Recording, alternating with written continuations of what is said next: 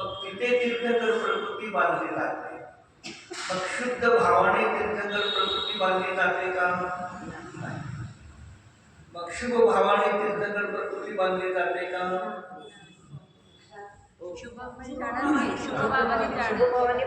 मला मग श्रेणीमध्ये शुभ भाव आहेत का शुद्ध भाव आहेत का दोन्ही आहेत?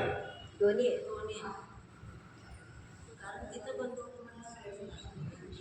ते दोन्हीही भाव आहेत.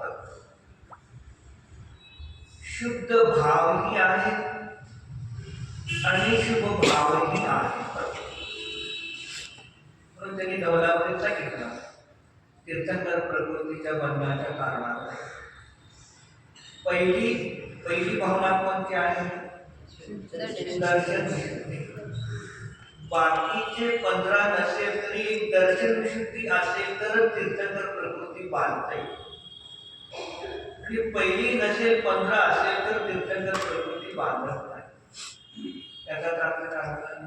सम्यक दृष्टी तीर्थंकर प्रकृती बांधतो,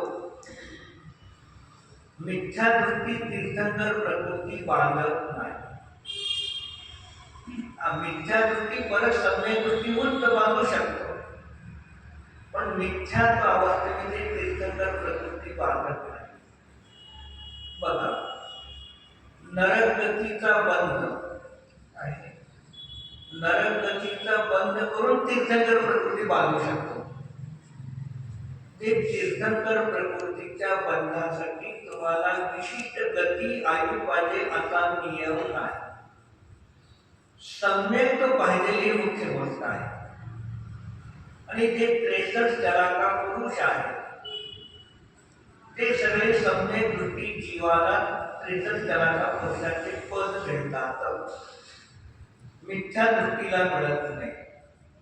भले ते 63 पद म्हणत तर मिथ्यात्व जातील ती गोष्ट निराळी, पण मिथ्यात्व असताना हे बंद होत नाही. ते साथीचे पुण्याचा बंध सम्यक दृष्टीला जो होतो, मिथ्या दृष्टीला होत नाही. मग 13व्या गुणस्थानामध्ये तीर्थंकर प्रकृतीचा उदय आला.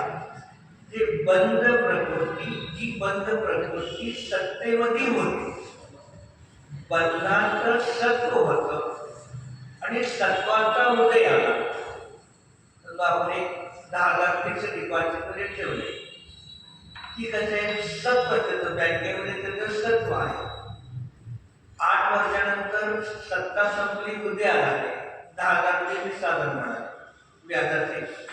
तसं बांधलेली प्रकृती दर्शन विशुद्धी बांधली, त्या पुण्याचं फळ बाहेरच्या विषयाला लक्ष करून झालेली त्या तीर्थंकराची परिणाम, त्या तीर्थंकराच्या परिणामामध्ये दिव्यध्वनी फिरते.